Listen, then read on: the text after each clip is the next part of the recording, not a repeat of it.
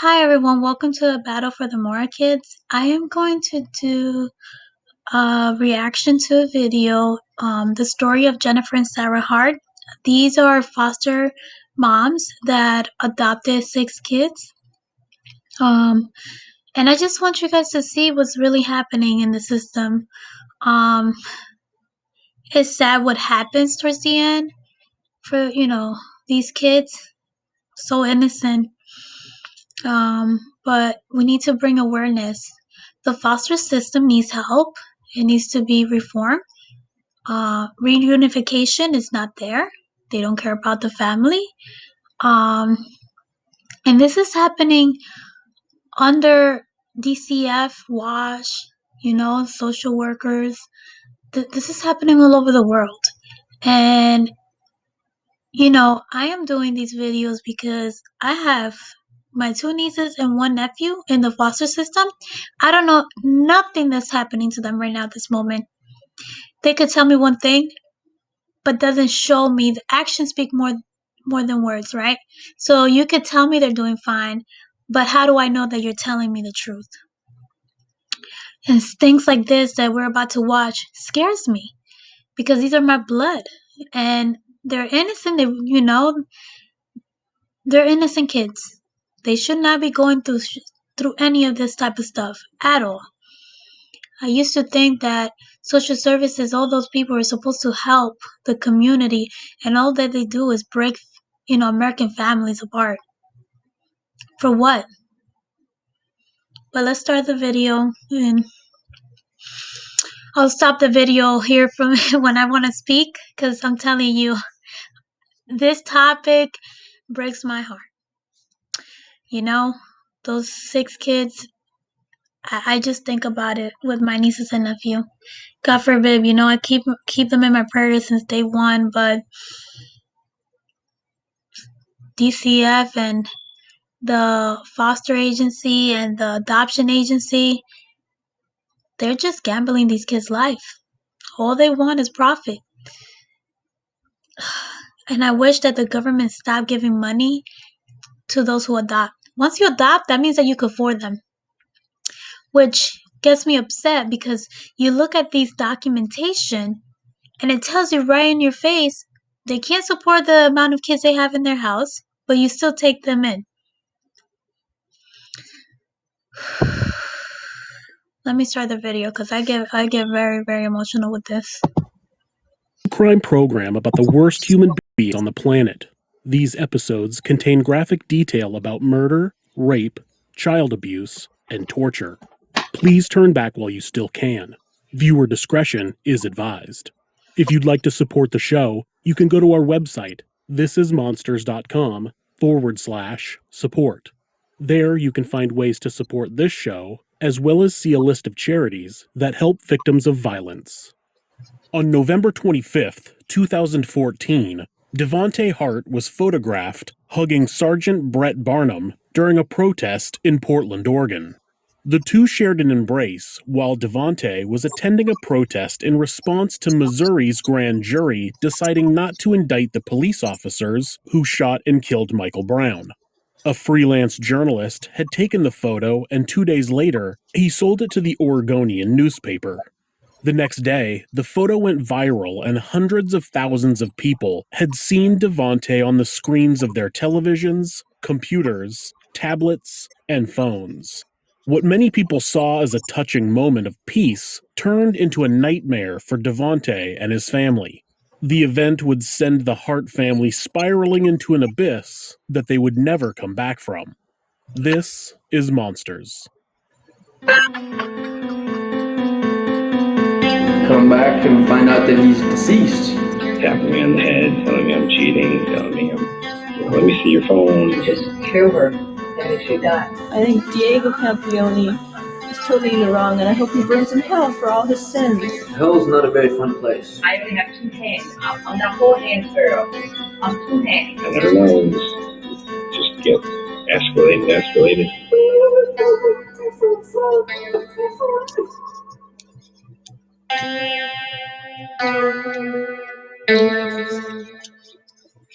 Jennifer Hart and Sarah Gengler met while they were both attending Northwestern University. Both were majoring in elementary education. Hart had grown up in Huron, South Dakota, and Gengler was from Big Stone City, South Dakota, right on the border of Minnesota. When Sarah graduated in 2002, Jennifer also quit school. They claimed to have lost friends when they came out of the closet as a lesbian couple, so they moved to Alexandria, Minnesota, and they both began working for the same retailer. They bought a house, and Sarah Gengler changed her last name to Hart. This is the same time that Jennifer had completely cut her father out of her life. Her parents had divorced when she was 12 years old, and she continued to live with her mother, visiting her father on weekends. He agreed to let her move in with him when she was 14, but she started getting into trouble in the time between school and when he got home from work, so he sent her back to her mother's house. Hart may have still resented him for that. He said in an interview that they had a disagreement in 2001, but that it wasn't about her dating a woman. He claims to have not even known about the relationship at the time. In 2004, the women started fostering a 15-year-old girl who only goes by the name Lee. In a 2018 interview with the Seattle Times, the girl recalls being placed with Sarah and Jennifer in the summer before her junior year of high school. She says that the first 6 months went well. They kept busy with activities that the girl says she had never really done before, like going camping and going to amusement parks. Lee says that she was enjoying living with the couple in their 2-story home with their dog and a number of cats. The Harts had asked her if she wanted to stay with them until she was 18 years old, and she agreed. Sarah and Jennifer began preparing to adopt a group of children who are all siblings.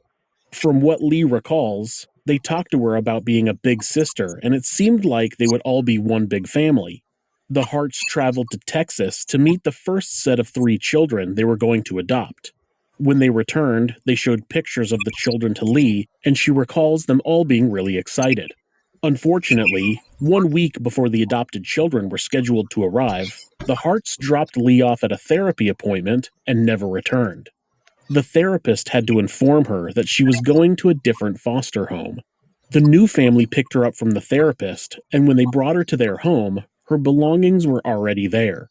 There were reports that Sarah and Jennifer made claims that Lee ate out of the garbage, which she denies ever happening in her interview with the Seattle Times. It was also reported that the women claimed that Lee was suicidal and they didn't want that negative energy around their adopted children. Sarah and Jennifer Hart were planning to adopt 6 children, 2 sets of 3 siblings. Some people might ask why an adoption agency would allow such a young couple to adopt 6 children over a relatively short amount of time. The truth is that they shouldn't have. Though the adoption records are sealed, the agency that handled the adoption had a history of violations and was found to have not properly conducted home studies for pending adoptions.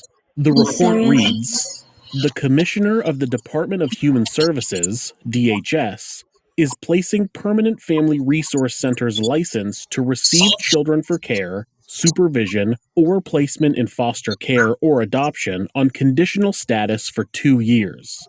Based on licensing violations determined during license reviews and complaint investigations conducted in February of 2008 and June of 2009. The adoption of 8-year-old Marcus, 4-year-old Hannah, and 2-year-old Abigail was finalized in November of 2006. Sarah continued to work as the manager of the department store Herberger's, while Jennifer stayed home with the kids. Friends and relatives of the couple said that when they visited, the children never spoke. One relative said Jennifer was extremely strict. She said, quote, "If the kids did anything she thought was wrong, she would snap her fingers and say, 'Get in the corner, no food for you,'" end quote. The same relative said anyone who questioned her parenting would be cut off. She said, quote, "Jen wouldn't have anything to do with you if you disagreed with her," end quote. The next 3 children, 5-year-old Devonte, 4-year-old Jeremiah, and 3-year-old Sierra, were adopted in June of 2008. It was only one small mistake that changed the course of the 3 children's lives forever. Sherry Davis and Clarence Celestine lost custody of their children due to drug use and neglect. Priscilla Celestine was Jeremiah and Sierra's aunt. She had petitioned to gain custody of all 3 children in 2007. She was an excellent candidate to become the children's new guardian. She was a family member, she had a good job, she moved into a bigger home, and she had no criminal record. The 3 children, plus another sibling who didn't get adopted by the Harts, lived with their aunt for about 6 months with no issues. But when Priscilla's employer called her and asked her to work an extra shift, she agreed and had Sherry come to her home and watch the kids.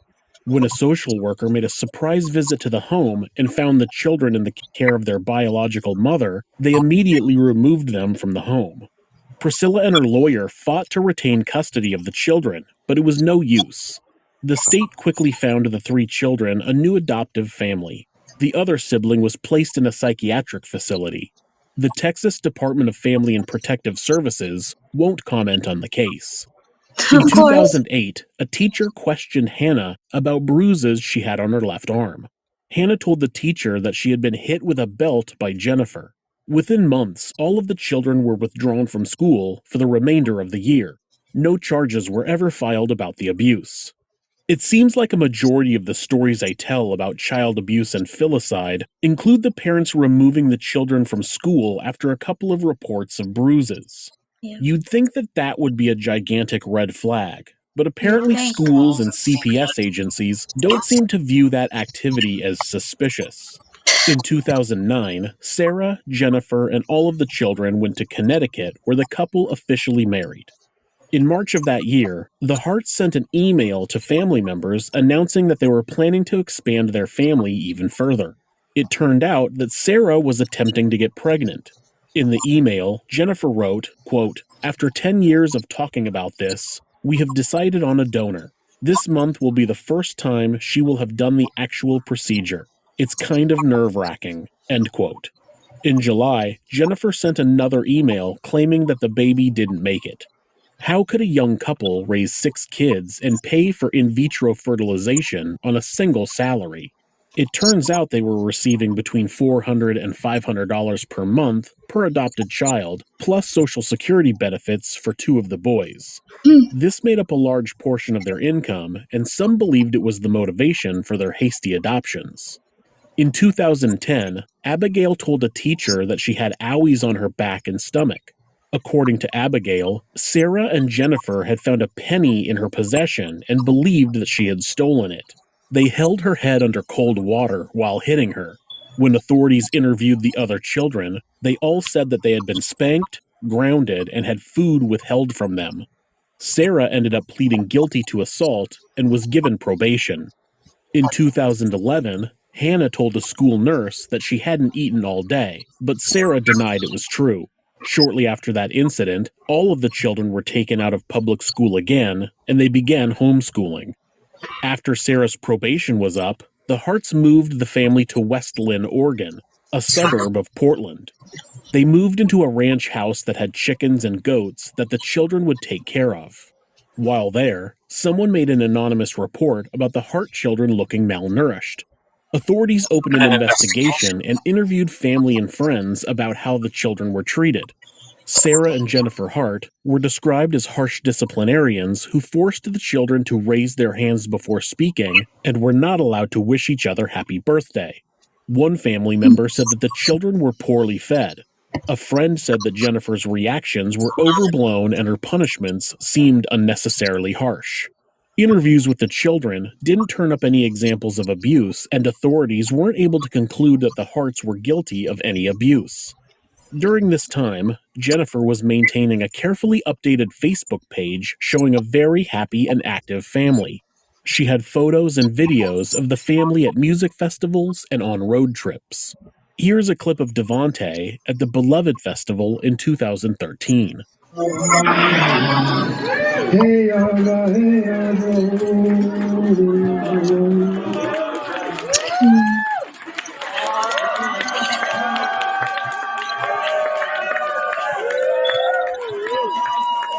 He's crying.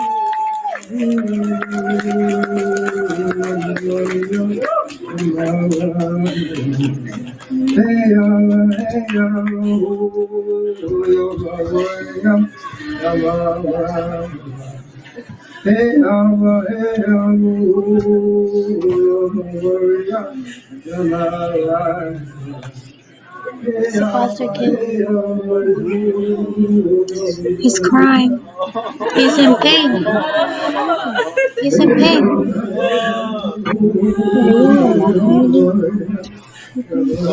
I'm doing a YouTube video reaction.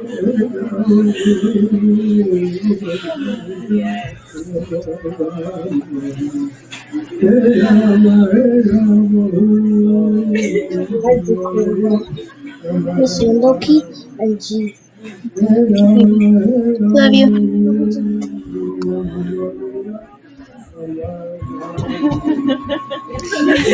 I feel that kid's pain.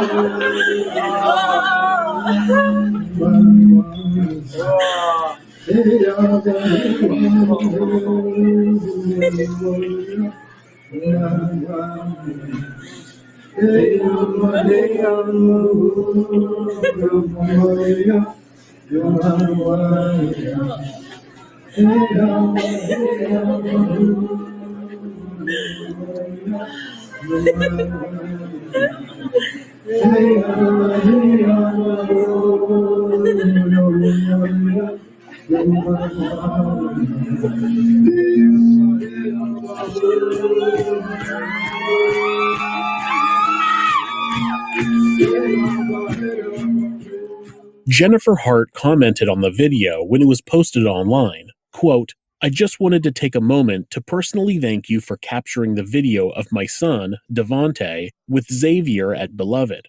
I was shooting still photos, so I was hoping that a quality video would arise at some point. This moment is forever etched in our hearts, and most likely anyone who is there to witness this raw human love. Devonte was wearing his free hugs sign that he travels the country with. He's hugged thousands, sharing his love for all. There is a long story behind the emotion and why this moment was so special for Devonte. Thank you for enabling everyone to live this moment again through your video." End quote. It seems as though the women used these children, especially Devonte, as a prop to display their political opinions. Opinions that were extremely pro-love and kindness, though they ironically weren't showing any of that to the children when nobody was watching. On November 25th, 2014, the Harts attended a protest being held in downtown Portland. The Missouri grand jury had chosen not to indict the police officer who shot and killed Michael Brown in Ferguson just months earlier. Devonte had been holding a sign that read "Free Hugs" when an officer approached him and asked if he could have one. A freelance photographer snapped the picture. People shared rumors that Devonte was forced to give out free hugs, but there's no evidence that that is true. There are many pictures of Devonte holding a "Free Hugs" sign at various locations over the course of many years. There's no way to know exactly what Devonte was thinking or feeling that day, but we do know that the picture would go on to make the boy famous. Once the photo went viral, the family was getting a lot of attention, and television shows were asking to do interviews with Devonte. Jennifer refused, claiming she was protecting Devonte's privacy. She then claimed that they had gotten death threats and they needed to move out of the area. Authorities said that they have never found any evidence of death threats. It's more likely that the attention was unwelcome, as they liked to keep their family locked behind closed doors, away from prying eyes. In 2017, the family moved to Woodland, Washington, about 30 miles north of Portland, Oregon. This home was on more than 2 acres of land and didn't have any close neighbors. The closest neighbors were Bruce and Dana DeKalb, who lived in one of the neighboring houses, and they claimed that the family never came outside and always had the blinds closed. In August of 2017, at 1:30 a.m., Hannah jumped out of a second-floor window of the Hart home and ran to the DeKalb home. Bruce was awoken to the sound of someone knocking on the door and went to answer. When he opened the door, Hannah begged him to help her, claiming, quote, "They're racists and they abuse us," end quote. She would have been about 14 years old at the time, but the DeKalbs thought that she was closer to 6 or 7 because she was so skinny. Jennifer showed up and took the girl back home with her. The next day, the entire Hart family showed up at the DeKalb house to apologize for the incident. Jennifer explained that the children would sometimes act out because they had all been, quote, "drug babies," end quote. Hannah gave the DeKalbs a handwritten note apologizing for her behavior and saying that what she had said the night before was a lie. When Dana DeKalb asked to speak with Hannah, Drug babies. And I'm gonna be honest with you, that's what they're called. And foster parents are not supposed to say their parents use drugs or this is why they got their kids taken away. That is nobody's business but the parents. Now, this is not my first time hearing drug babies. It breaks my heart because a lot of kids are, born with disability because of it, and then some of those are not. And you're still calling them drug babies.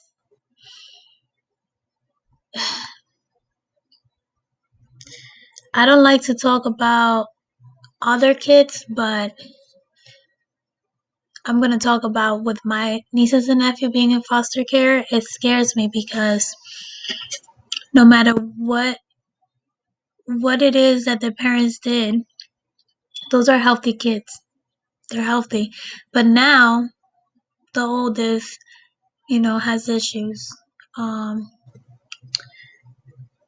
There's, a couple of things, and it's because of them giving medication young, thinking they're drug babies, and start giving them medication. No kid in foster care is successful when they're going through a lot. Now, I know that there's kids that get adopted, live a happy life, but there's more bad than good. And I know that there are always going to be more bad and good. But if we see an issue when we're dealing with kids' life, now we got to take this serious. There's nothing to play about at all. I wish the government stopped giving the money because once you adopt, you're stating that you could support these kids with your money. But no, they give them 6 kids and only one of them is working. How do foster parents get approved and they don't make that much money to support the amount of kids that they want? The government needs to do better because once you adopt, you're signing up to take care of a whole kid like if it was yours. And because they do it for the money, they do bad things. So we need to start thinking. This is why I want to bring foster care awareness because this is ridiculous, man. This is so sad. Hannah alone, Jennifer wouldn't allow it. She said, quote, "We do everything as a family," end quote. The DeKalbs initially didn't want to get involved, but Dana's father was worried about the children and he reported the incident to 911 a few days later. Yeah, there's some kids that I feel is being highly abused, and I can't wait until Monday in Woodland, Washington. What's the address? Okay, I'm going to give you the address of my daughter's house because it's right next door. Okay, and what's going on there? Well, they have 4 black children, which that part doesn't matter, and they're new here in Texas. But the other night, a little girl jumped out of the second-story window on the roof and then down onto the ground and ran to my daughter, and this is like 2 a.m, begging them to help her. When did that happen? About 3-4 nights ago. Okay. And my son-in-law doesn't want to get involved, but the more I sit on it, I just can't live with it. Somebody's got to go there and check on these kids. So how old was the little kid that did that ran to your daughter's house? About 12 years old, 13. And when they came looking for her, she was begging my daughter not to let them know she was there. And then eventually my son-in-law let them know. And then she had all 4 of the kids come back later and to say everything was okay, and they were all standing at attention like they were just scared to death. And I think there's something very serious going on there. And they're here from Texas. The kids might even be kidnapped. Okay. And so did the girl ever say why she was scared? No, she was crying and it was 2 a.m. and my daughter said the biggest problem was she's half awake. She couldn't believe what was going on. And and and basically my son-in-law is like most people, they don't want to get involved. And so he's keeping my daughter out of it, but since she's told me about it, I just can't live with it. I'm very concerned for these kids. I just can't let this go any longer. Those kids, I think, is in very serious danger. This man is incredibly perceptive. He can sense that these children are in danger, and he's absolutely right. He even mentions that the children may possibly be kidnapped. Of course, authorities claimed that there was nothing that they could do. Sometimes it seems like the police are only able to act after a crime is committed. When you try to get them to prevent a crime, there's not enough evidence or there's nothing they can do. A few months later, Devontae started showing up at the DeKalb's house, asking for food. Bruce would give him food, and Devontae would ask him to not tell his mothers. He eventually came back with a wish list containing items such as peanut butter, fruits, bagels, and cured meats. He asked them to put it in a box and leave it by a section of fence so Jennifer and Sarah wouldn't see it. After this happened about 10 times, Dana reported it to the local Child Protective Service. A CPS agent arrived at the Hart's house that same afternoon, and even though they saw the family pull into their driveway in their GMC Yukon, nobody answered the door. The Washington State Department of Social and Health Services, DSHS, reported that they attempted to contact the Harts on March 23rd and 26th of 2018. On the 24th, the DeKalb said that the Yukon was gone from the driveway. After the Harts left their house, there were no social media updates as they worked their way down the Oregon coast into California. Sarah had texted her work on Saturday morning, the 24th, claiming to be sick, but she just didn't show up on the 25th or 26th. One of her coworkers called for a welfare check on the 26th since she hadn't shown up for work in 3 days. And who are we checking on? Sarah Hart. And how are you related to her? Just a friend. Tell me the reason that we're checking on her again. She sent out a text message at 3 o'clock in the morning on Saturday morning stating that she was sick, but nobody's been able to get a hold of her or talk to her or seen her since that text message. Okay. Or her wife, which is Jen. So we're just concerned. Okay, and did she say, when she said she was sick, did she say what was going on, or? She just said that she just is unable to come out and wasn't able to go to work and thought she was going to have to go to the doctor. I checked the hospital, so they didn't have any record of her. And I think her phone is now dead. And what is her phone number? Okay. And just the two of them live there, or? And they have 6 children. That same afternoon, a German tourist reported seeing a GMC Yukon lying on its roof at the bottom of a 100-foot cliff. Both Jennifer and Sarah's bodies were inside of the vehicle. The bodies of Marcus, Abigail, and Jeremiah were thrown a few hundred yards from the wreckage. They were all dead. 2 weeks later, Sierra's body was recovered from a beach north of the cliff, and a foot inside of a shoe washed up on shore shortly after. A DNA test revealed that it was Hannah's. The body of Devontae has never been found. We have the vehicle going from 34% throttle to 100% throttle, and there's no subsequent application of the brake. And during that time, you're going from idling with the brake has been on, and now you're on the throttle, and the throttle is going to 100%. You're accelerating to 20 miles per hour as you head towards that cliff face. Our analysis of that data was that this was consistent with this being an intentional act. After analyzing information from the vehicle's computer, it's been determined that Jennifer pulled the Yukon over about 70 feet away from the cliff. She then floored the gas, accelerating to 20 miles per hour before leaving the cliff. The computer indicated that she had not touched the brakes. Toxicology reports showed Jennifer to have a blood alcohol level above the legal limit. Sarah and 2 of the children had a high volume of antihistamines in their system. None of them were wearing seatbelts. A look at their mobile devices showed that Sarah had made Google searches about Benadryl, suicide, no-kill shelters, and the nature of drowning. One search was, quote, "Can 500 milligrams of Benadryl kill a 120-pound woman?" End quote. Another said, quote, "Is death by drowning relatively painless?" End quote. And another, quote, "How long does it take to die from hypothermia while drowning in a car?" End quote. Authorities in Washington state searched their house and didn't find anything suspicious. They did notice a lack of personal items for the children.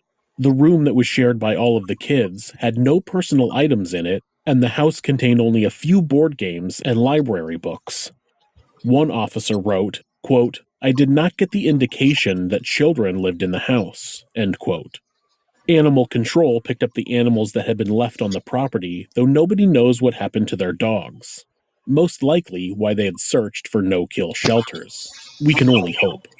There are so many questions about why the Harts decided that this was something they needed to do, but we will never get any answers. If you like this video, please hit subscribe, click like, or leave me a comment. If you'd like to support the show, you can find ways at thisismonsters.com/support. Just to know that they're gone, so beautiful and innocent, is crazy. And I imagine that they just fired the people that got those phone calls. But these people need to make time. They need to go to jail. Everybody involved needs to go to jail. But I just wanted to show you guys what's really going out there, like what's really happening out there, and bringing awareness about foster care, because this is really happening, and I just need the support for my nieces and nephews because I need to get them out. I watch things like this and I cry at night because I don't want this happening to my nieces and nephew or any kid. To be honest with you, I wish I could have done something for those 6 kids. So beautiful kids and innocent kids. It breaks my heart. But DCF, social workers, the adoption agency, you guys need to do better. The system is broken and it fails kids. It's no longer about uniting families. It's more like adopt the kids because we still get profit from them. Stop giving these foster parents money. Once they adopt, they signed up to take care of these kids forever. Not up to 18 years old, forever. I'm going to leave you guys with this. Awareness of foster care. We need to bring awareness. Peace and love.